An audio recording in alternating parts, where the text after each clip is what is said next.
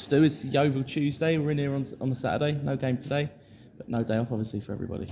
No, look, it's been a good week to prep again. We've had a full week's prep, which is always good. It gives you a chance to actually get the proper prep in that is required for the game. And a good week's work in fitness as well into some of the lads that have coming back from injuries and stuff like that, like Sesse and Brownies and stuff like that. It's good to really get it into their legs, so it's good. We're having an in-house game today, prepping for Yeovil. And there's been, obviously, since our last game, there's been a lot of activity. 2 players out, 2 players in. Managed to get a fee for both of the players out as well. I think you said in your statement for Connor that Rory's done a good bit of business there. So yeah, the chairman's done unbelievable. Just talk through the 2 players leaving. Look, Connor was a great servant for the club. He helped us get promoted to this league. He's a top player. He's a player that really you wouldn't want to lose, but he was out of contract in the summer. His ambition was always to become a full-time footballer. So to be fair to the chairman, he's done great business in getting a fee for him for someone that's going to be out of contract in the next few months. So yeah, it's brilliant business. And Craig Fassamad obviously went on loan to Hemel, done really well. They come in with an offer. We sat down as a club, and same again. Rory's done unbelievable business to get a fee for someone that's not been with us for very long. Craig's a great lad, and we wish him all the best, and hope he goes there and smashes it. And just with the fee as well, does that free up some budget for you to invest in some more players at this sort of crucial end of the season? Oh no, look, I think like we've talked about before, look, there is money there to be spent, but we've got to make sure we spend it in the right way. We've brought in Nathan Ferguson, who's a player that we've monitored for a very long time. He's someone that we really like. He fits into everything that we want to do. We're delighted to get it over the line. Like it's brilliant for the football club to attract someone like him to our football club at this stage that we're at within the National League. And then we've taken another lad on loan from Charlton, Aaron Henry, who's technically top player. They're going to need time to bed in. They're not going to come in and set the world alight straight away. It's always hard when you come into a new group. They've got to bed in, get to know the lads. That's why this week's been key. They've been in with us this week. Thursday training they came in with us, so they're a Thursday and then Saturday to get used to the lads and around our environment. So yeah, look, we're looking forward to it. We said that look, we're bringing in bodies. We've got a busy period now. It's competition for places now. Lads have just got to make sure when they get in the team they stay in the team. And is it sort of the case with clubs like us that we have to spend our money very, very diligently and can't just throw 300 grand at a player like Wrexham have? No, we can't. The biggest thing for us is we're not in the market to sign players from our league that are kind of under contract unless they're leaving their club or it becomes mutual consent. We're just not in that market. The kind of money that it costs to buy a player in our league is not small sums of money. So our market really is look, we keep looking for lads from the lower levels, lads in our levels, and monitor them. And then when they come available, we just got to know what we're getting from them and jump on it like we did with Nath. Yeah, and then sort of going ahead to Tuesday, then we got Yeovil visiting. 2 players there who we had last year, Charlie Wakefield and Sonny Low-Everton, both turned into key players for them. They've really blossomed at Yeovil.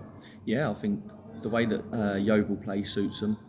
Sonny plays either in the 10 or he plays on one of the flanks. They kind of play 4, 1, 2 and 3 up front, and it suits Charlie as well. He can kind of stay up front, and his pace is a real threat, as we know when he was with us.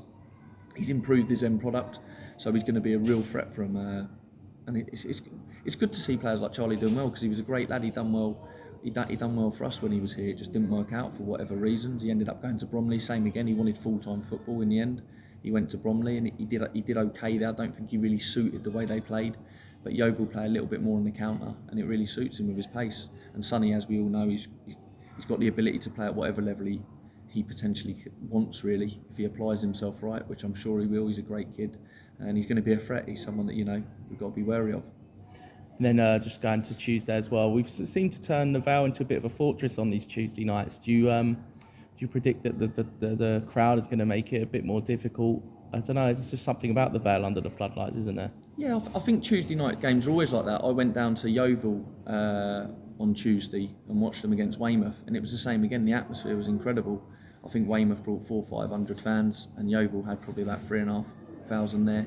So it was a great atmosphere, and I think it just does, when it's under the lights, you do tend to get that atmosphere. Just for whatever reason it is on a Saturday, I don't know why, but it always seems like it's a bit more louder and a bit more passionate under the lights. So yeah, look, let's get the Vale rocking, and they've made a real difference this season. Like we've got a lot of points at home this season.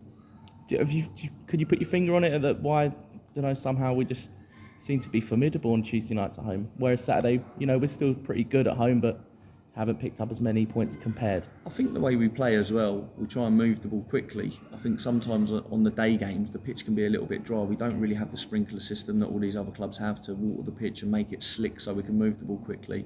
Whereas on a Tuesday night, you've got a bit of dew as it's getting into the night time, and it allows us to move the ball a bit quicker, and it makes the game a bit of a higher tempo rather than a slow tempo. Because look, I know at times the fans get a bit frustrating about us going around the back. We don't want to go around the back slowly. We want to go around the back quickly to get it out the other side, to open up an opportunity, to open up an overload against the opposition. But at times when the pitch is a bit sticky and a bit dry, there's nothing you can physically do. The ball travels a bit slower. It allows the opposition to get that little bit closer, and I think that's probably been one of the main differences between a Saturday and a Tuesday, with the tempo of the games and the actual excitement of the game of, end-to-end football, really. And sort of not meaning to look ahead to next week, but as you sort of mentioned, Weymouth's crowd there, the club have already sold 500 tickets to the Derby game next week, and the bar's opening early. It's going to be a really sort of festival atmosphere, isn't it, from that away end?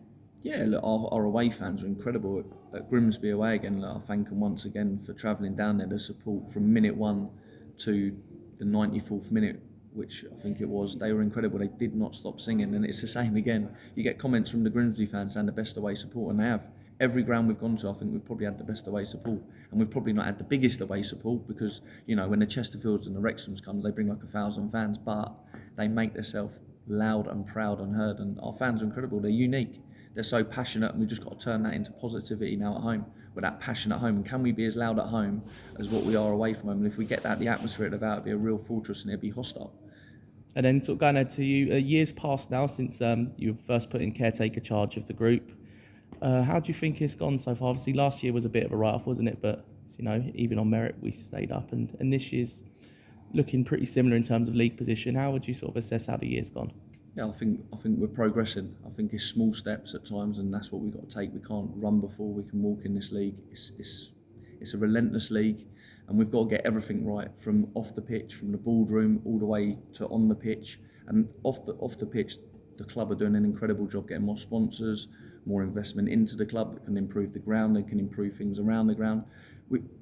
There's so many big steps that we have to take to make that gap. And I feel we're bridging it slowly on the pitch with the results. Like you say, we're 8 points now off a relegation from Weymouth with their point the other night with a game in hand. So I think we're in a good position. We've just got to keep the board ticking over now with the points and keep going one game at a time. I think the lads have performed to a really high level, and we've said to the lads today that we've got to start turning our performances into points. Even though we've got good points, but I feel we want more points for the performance levels that we've put in. And if they can do that, we'll put ourselves in a nice position in the second half of the season. And then sort of it's your first managerial job as well. You spent obviously years and years as a coach and an assistant. How do you feel you've developed as a manager?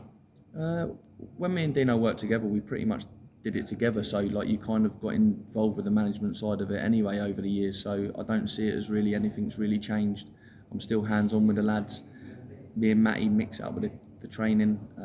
Matty's top coach, by the way. He's incredible at what he does.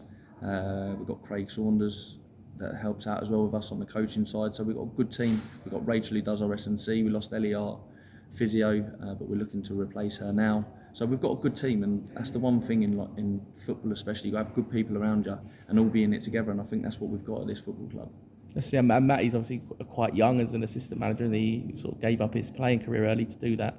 Did you say as like a young player, do you think like even he's got quite a big future in the coaching game? Oh, massive future. Look, we work well together, we're on the same page, and that's the biggest thing. You've always got to make sure that you're on the same page. We have difference in opinions, in tactics sometimes, and also personnel, and that's football, and that's what you need, because then we always come up with the right result and the right answers, and I think we've done it really well this year. I think tactically we've got it spot on in pretty much all the games.